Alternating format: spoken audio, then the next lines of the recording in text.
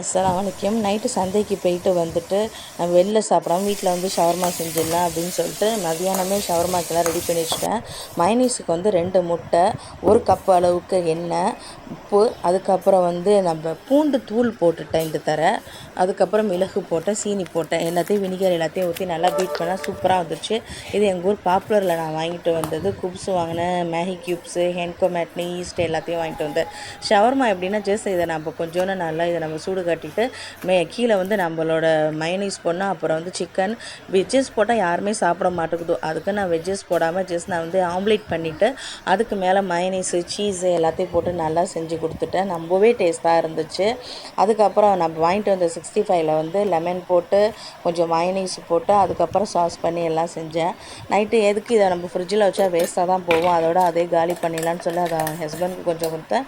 கொஞ்சம் வந்து பூனைங்களுக்கு 2 3 கொடுத்துட்டேன். மிச்சம் வந்து முட்டையில் வந்து 1 கப்புக்கு வந்து மயனீஸ் வந்துருச்சு. ரொம்பவே டேஸ்ட்டாக இருந்துச்சு. ட்ரை பண்ணி பாருங்கள்.